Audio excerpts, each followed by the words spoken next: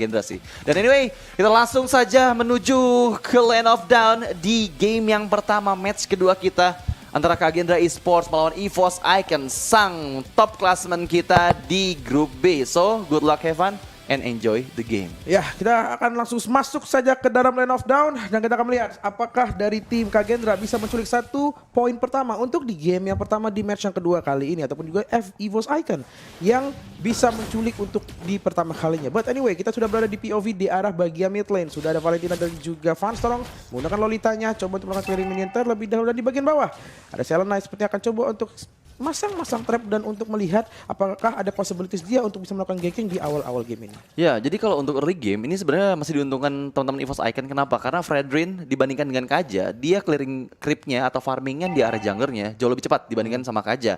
Itu yang pertama. Dan yang kedua, kalau dilihat dari Kagendra, mereka mungkin diuntungkan sama Selena ya. Dimana kalau misalnya sampai arrow-nya bisa connect untuk di early game kayak gini, ini bakal nguntungin banget buat teman-teman dari Kagendra. Dan ada adu Retributions yang berhasil dimenangkan oleh seorang Sutsujin dan mendapatkan Little Wanderer yang pertama. Kaze mau nggak mau harus mundur dulu, kehilangan cukup banyak mana di bagian tengah sana. Dan Poleka sejauh ini hanya mengantisipasi pergerakan dari teman-teman EVOS Icon yang menuju ke bagian gold lane. Iya, tapi kalau dari segi grafik ya, Kagendra emang sepertinya akan coba untuk nge-push di arah bagian permainan yang sangat cepat banget gitu loh. Sebisa mungkin dia akan owning di early dan untuk misalnya dia agak sedikit bawa ke mid sampai ke late game, agak sedikit susah buat Kagendra bisa keep up sama speed dan juga sustainability war-nya yang dimiliki sama EVOS Icon. So, mereka harus bisa memaksimalkan menurut gua di early sangat baik.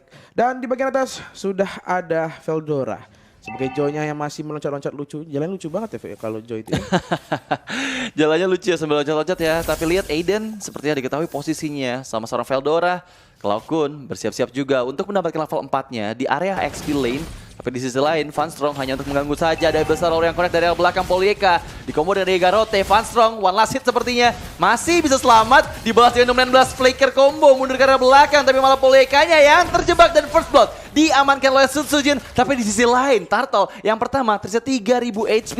Dan sepertinya Aiden akan lebih mudah lagi mendapatkan Turtle yang pertama. Dan itu dia Turtle yang dimiliki sama Kagendra. Tapi Veldora nggak tinggal diam, dia ngelihat Kaze yang tadi ada di bagian depan dan langsung coba mencicil sedikit demi sedikit HP yang dimiliki sama Kaze. Iya, dan kalau bisa dikatakan dari Kagendra tahu bahwa position di bagian tengah lagi pada jumping semua dari pemain EVOS Icon, sehingga akan menjadi possibilities yang sangat tepat banget untuk dia ngambil satu turtle di arah bagian atas. Cuma ternyata dari bagian XP lane sudah berjibaku antara Veldora dan Gensu. XP sangat sakit sekali masuk bagian tubuhnya, tapi mau nggak mau pun harus hilang dengan sangat cepat. Satu pisau dan pedang dari Gens memakan satu korban. Wow, cukup unik ya, karena biasanya untuk di area XP lane, untuk 1v1 antara Joy dan juga Lapu-Lapu ini biasanya Joy-nya masih bisa untuk memenangkan laning-nya biasanya. Tapi untuk kali ini, Kagendra sejauh ini masih unggul dengan beberapa ratus gold saja, di angka 400 gold. Lagi-lagi Aiden masih belum mendapatkan momennya untuk menarik siapapun yang bisa ditarik, karena untuk early game mungkin combo hanya bisa tercipta untuk di area gold lane aja. Karena damage burst baru dimiliki sama seorang Brody. Tapi kali ini, Kaze bergerak menuju ke tengah. Oh, 2 kali single pick of Veldora. What happened di bagian XP lane? Tapi untuk di area tengahnya, Aiden. Divine jatuh ke arah belakang. Vanstrong masih belum punya flicker. Langsung ada bad impact di sana. One last hit. Kemudian udah set up. Dibalikan keadaannya kan masih hidup. Tapi sejauh ini Vanstrong bisa dieksekusi oleh Kaze. Dan Sutsujin mau nggak mau harus merelakan satu temannya di pick off di bagian tengah. Iya, ini it's not good untuk EVOS untuk di awal-awal. Dan juga dari bagian atas juga XP-nya selalu selalu ibaratnya coba untuk initiate, coba untuk ngeganggu dari Lapu-Lapu, tapi balik lagi Lapu-Lapunya ya sangat keras banget, sedangkan Joy dengan sustainability yang nggak terlalu tinggi untuk di awal-awal, even juga masuk ke mid juga, even ke late juga, itu akan sangat sedikit susah. Apabila mungkin EVOS akan coba untuk focusing untuk di bagian atas, kayaknya akan lebih oke. Tapi balik lagi dia punya Iritel di bawah, di bagian goto yang sangat butuh scaling banget gitu loh. Dia sangat butuh at least dua item core yang dia butuhkan untuk bisa sedikit jumping atau memberikan damage yang lebih sakit pada saat dia sebelum tidak memiliki item sama sekali ataupun hanya memiliki secondary item aja. Cuma ternyata di bagian atas sudah ada turtle yang langsung dipoking aja oleh tim Kagendra dan juga EVOS Icon. Yes, lihat teman-teman udah set up Breakfast Fighter. Flicker satu orang terpick up di sana sepertinya Aiden. Apakah masih bisa selamat? One last hit. Masih cukup aman meskipun dari belakang ada Electrifying Joy.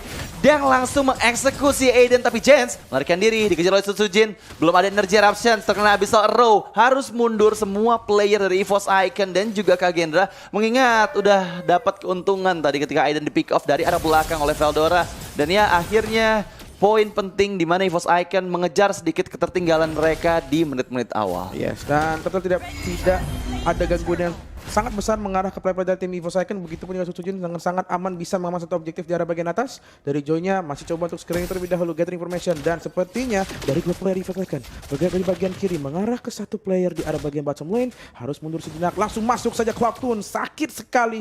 Pelan-pelan harus mundur sejenak. Ya, Arcane Shade dari Cloud9 udah mulai kerasa sakit sih.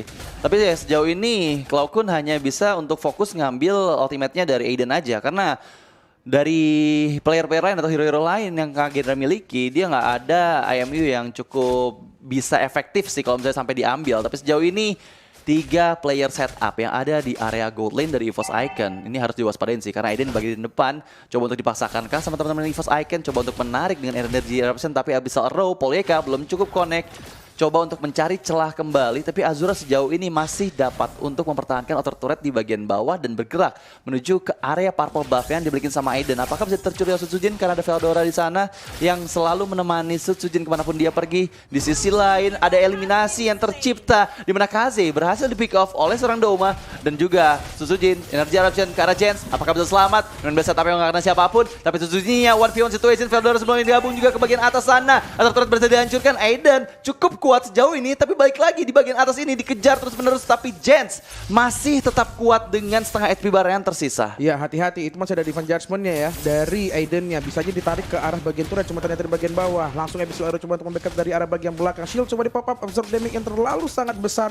Bisa jadi menjadi salah satu ya kekuatan untuk Fantrok untuk bisa memukul mundur player dari tim Kagendra di arah bagian gold lane, dan juga auto turret dari tim Kagendra pun harus hilang. Namun di bagian depan di sana dengan sangat sakit sekali langsung saja menarik satu player di arah bagian depan. Cloud9 masih bisa kabur menggunakan pergerakannya sangat benar-benar pergerakannya sangat susah buat ditangkap. Bisa dikatakan agility-nya sangat tinggi banget dari player dari tim EVOS itu sendiri gitu loh. Apalagi sudah masuk ke dalam mid game gitu loh. Movement speed mereka akan sangat gede banget dan sangat susah banget untuk ditangkap. Mereka akan coba mungkin akan kiting saja, coba untuk baiting aja juga untuk ngeluarin source of skill-nya dari tim Kagendra sehingga dia bisa mendapatkan keuntungan, bisa mendapatkan objektif ataupun nge-pick off satu player dari tim Kagendra. Iya, tapi untuk kali ini Turtle yang ketiga sudah mulai hadir kembali di area atas. Sutsujin langsung bergegas. Ada perbedaan satu level antara Sutsujin dan juga Aiden. Ini yang membuat Retribution yang dimiliki Sutsujin harusnya lebih besar lagi damage-nya. Tapi di sisi lain ada outer turret yang berhasil dihancurkan oleh Azura. 1v2 situations di bagian bawah sana. Apakah Veldora bisa di-pick off seorang diri? Karena mengingat Aiden masih tetap di posisi yang sama, nggak mau terlalu banyak bergerak. Veldora, Vengeance diaktifkan, turnover memory, tapi malah dirinya yang tereksekusi. Tapi Polyeka pun nggak bisa lari kemanapun. Langsung 2 player dihilangkan di area bawah. Sementara Turtle-nya berhasil dapatkan oleh Sutsujin. Tapi dia harus berhadapan dengan 3 player dari Kagendra. Energy Eruption supaya cukup kuat sepertinya. HP yang dimiliki Sutsujin karena lagi-lagi Fredrin ini mampu untuk mendapatkan HP regen ketika dia memberikan damage kepada unit lawannya. Tapi purple buff milik Aiden pun nggak bisa diselamatkan dan langsung diambil begitu saja membuat keuntungan. Tapi lihat Divine Judgment ke arah Jens. Eksekusi yang manis dari Doma membuat EVOS Icon untuk kali ini memegang kendali di game yang pertama. Meskipun Sutsujin harus mundur dulu, damage yang diterima dari seorang Azura belum bisa mengeksekusi dirinya dan masih cukup aman untuk balik ke arah belakang. Iya, tapi kalau bisa dikatakan territorial hit-nya atau yang lebih sering banget clash itu berada di bagian tengah. Kalau dilihat dari awal banget sampai sekarang mereka akan selalu banyak banget clash di arah bagian mid lane, entah itu coba di purple buff-nya atau dan sebagainya. Sedangkan di bagian atas mungkin hanya si Veldora dan juga lalu si Gens aja yang coba untuk adu mekanik di atas. Tapi ternyata di bagian atas sudah ada 16 langsung mendapat satu korban kembali. Hati-hati, killing spree sudah didapatkan oleh Iritelnya yang pasti itemnya akan sangat gede, namun langsung ditarik area bagian belakang di penjara mengangkat satu orang. Player harus tereliminate. Cuma di bagian kanan sudah ada Cloud9 coba untuk masuk jump ke bagian depan dengan sakit sekali, burst damage yang sangat besar masuk ke tubuh salah satu player dari tim Kagendra dan ternyata Cecilion pun harus hilang di arah bagian atas, coba backup dari arah bagian kanan. Gens pun juga harus bingung mau kemana karena di sana ada 4 player dari tim EVOS Icon yang siap membombardir ke tubuh dari seorang Gens. Dan akhirnya sang macan sudah mulai mengamuk kembali. Aiden seperti nggak bisa kabur kemanapun. Rico digocek sedikit appraisal rate tapi tetap didapatkan oleh Veldora. Dan killing spree lagi-lagi dipegang oleh 2 player dari EVOS Icon. Ada Doma di sana dan juga Veldora. Dan sejauh ini luar biasa sekali teman-teman semua yang udah datang ke livestream YouPoint.id. Jangan lupa di like dulu adik-adik. Luar biasa gimana nih pertandingan kita yang kedua. yang untuk 9 menit waktu ini berjalan, EVOS Icon masih memegang kendali atas game yang pertama ini. Tapi baik lagi, ini masalahnya ada di KZ. Kalau misalnya KZ-nya sampai ke drag ke arah late game, damage yang dia biasa hasilkan ditambah combo dengan Divine Judgment itu bakal menjadi suatu hal yang menakutkan untuk EVOS Icon. Jadi mau nggak mau EVOS Icon harus sesegera mungkin melakukan endgame di game kita yang pertama. Kalau misalnya mereka nggak mau kena comeback ketika KZ-nya udah punya banyak stack dan lord.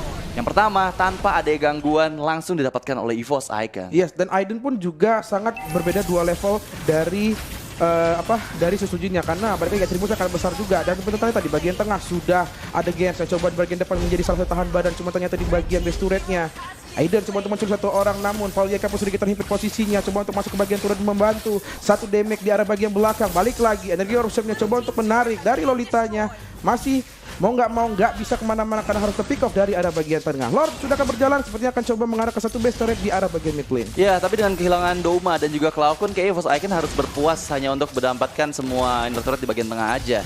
Dan mereka harus mau nggak mau mundur lagi kalau misalnya nggak mau ada misplay tercipta. Tapi Jens tertarik dengan energy eruptions, harus berhati-hati karena Veldora pun sudah mulai charge in ke bagian dalam sana. Bad impact dikeluarkan, bad fist pun dikeluarkan, tapi masih bisa didapatkan Veldora. Mega kill untuk Veldora dan bahkan killing spree. 2 player dihilangkan, looking for more, 3 player hilang dan tersisa Aiden dan juga Paulieca, di mana semua member dari EVOS Icon sudah hadir kembali di Land of Dawn. Dan ini adalah momen EVOS Icon bisa mendapatkan base turret, setidaknya 1 base turret di area tengah. Ya, balik lagi, sesuai ability war yang dimiliki oleh EVOS Icon itu sangat tinggi banget. Ada 2 hero yang memiliki SP regen ataupun SP yang sangat gede juga. Ada Lolita dan juga ada Fredrin yang dimiliki oleh 2 player dari tim EVOS Icon. Mau nggak mau, mereka harus pelan-pelan untuk bisa nge-kiting ataupun menarik player-player dari tim EVOS Icon untuk bisa war di arah bagian high ground, sehingga ada tambahan damage dari entah itu turret ataupun dari base damage itu sendiri. Tapi anyway, ya sangat baik sekali EVOS Icon. Mereka bisa tahu bagaimana keunggulan mereka. Mereka memiliki hero-hero yang bisa katakan tebal banget, sehingga mereka nggak takut untuk jumping ke dalam sana. Even ada bad impact di sana, even ada Sanguine Cloud juga. Mereka nggak takut, mereka nggak gentar. Mereka tahu mereka memiliki keunggulan sustainability yang sangat tinggi banget.